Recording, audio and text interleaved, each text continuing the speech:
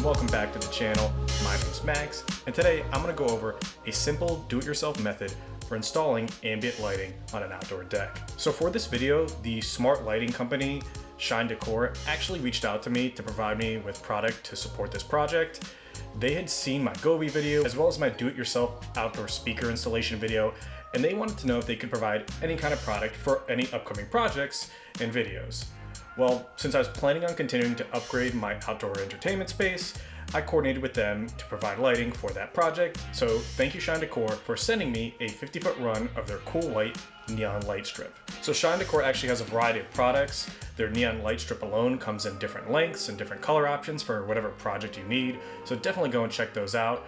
Mine just happened to be 50 feet long and white lighting since that's what I needed for my project. So I'll include an Amazon affiliate link to the specific product and setup that I received if you're interested, and I'll also include a link to their full store. Purchasing with this link does support the channel, so as always, thank you so much for that in advance. So let me show you what came with the lighting kit, and then we can actually get into the install itself. Alright, so let's take a look at what came in the box for this 50-foot run of their cool white neon rope lighting. You can see we have this big spool, which I gotta imagine is all of your lighting. So it is nicely wrapped on here, which will make installation a lot easier. You can see you have your power. The one thing that's really nice about this, actually looking at it, is that if you look at the wiring itself, it is nice and flat, which will be great for the install that I'm doing. Also in the box, we have our directions, and we have some hardware, and these are going to be clips that we're going to use to actually attach this to the deck and all the screws that it comes with. So something a little interesting that I saw when I was reading through the directions was the fact that these are not actually weatherproof by default. There are actual several extra steps you have to take to create a waterproof seal, so that means we're going to need a little bit of extra materials in order to do this run and have it safely waterproof for a final connection. As always with anything electrical, as soon as I receive it, I like to make sure that it works properly by plugging it in, and this works great, and wow, that is bright. So this should look great on the deck. And so taking a look at the LED lighting, you can see that it has a main side here where a majority of the light comes out. And on the back here, it actually doesn't illuminate a lot. That is because these clips are actually designed for the light to be inserted this way. So I'll be drilling these into the base of the deck for this install in whatever direction that I need for the ambient lighting that I want to display on that decking. Let's move on to the other materials that we need and then get to the install itself. So per the directions, this is actually not 100% waterproof as it comes out of the box. You do have to do a little bit of work to get it to that state. We're going to start by disconnecting the two power wires. Then we're going to slide over a heat shrink tube. And we are going to reconnect and apply some silicone water sealant as an adhesive and a barrier.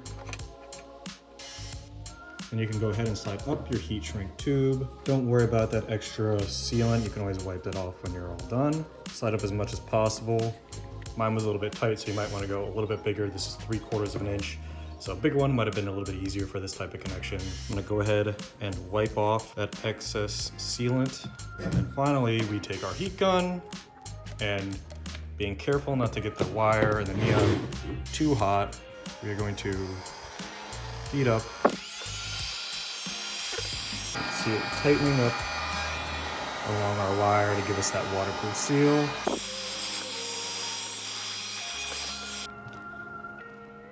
That looks great, and that should keep all of our water out to make this a nice waterproof connection. And just to be sure we don't have any issues, I will go ahead and reconnect it to confirm yes, this still works. We're good to go with our connection, and we can get on with the rest of the install. So in addition to the lighting kit, you're also going to need a drill with various bit sizes to align with the screws that come in the kit or with your mounting hardware. You're also going to need an extension cord, a smart adapter. You'll also potentially need additional mounting hardware depending on how you're installing this. We'll get to that a little bit later in this video and what I required, but the specific mounts that Shine Decor provides with their kit will not work for all setup intents depending on what your project is. I also have this running into the larger outdoor connection box that I've featured in other videos. So if you need something like that to house all your outdoor connections, make sure you purchase one of those as well. I'll include links to all these products in the description if you're interested in purchasing any of the items that I'm displaying today. And installing this strip was actually pretty simple. The biggest issue that I had was the clip design that come with the kit itself. They're designed to be mounted horizontally against something versus having the flexibility in design to have mounting functionality on top of or underneath of a structure when you're drilling in. This means for my chosen install location underneath the banister of my deck, the only place I could use the provided clips was along the deck posts. Now, this kind of worked for getting my strip into place, but presented of the issue that those posts are so far apart that I had this drooping effect in between the connections. Essentially, I needed additional hardware to keep my wire nice and flush with the bottom of the deck support. So to solve this issue, I purchased some stainless steel 1x1 inch L brackets and placed them every 1 to 2 feet along my install to keep this running flush where I wanted it to be. This was cheap and easy and kept the wire nice and tight for my setup. And I did this method around the entire deck. The only time I really had to deviate from it was when making a hard turn, or else when I had to do the run underneath my staircase for the final stretch of the install. So my overall process was to first mount every single clip against a support post. I then did a pre-run of the actual lighting from post to post to make sure I had the length correct.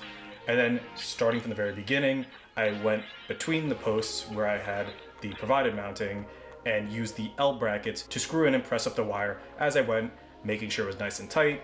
As I did this, I would pull the wire tight because it pinched it enough where I could get a nice tight pull and make sure to minimize the space in between the different mounts, which I think worked really nicely. Once this was all set up, all I had to do was plug in the extension cord while utilizing the outdoor connection boxes to keep the connections safe from the elements, and then run that extension cord to my smart outlet for an easy control from my phone or Amazon Echo device. From there, I just had to wait till dark to see what the final effect looked like. And here you can see the final result.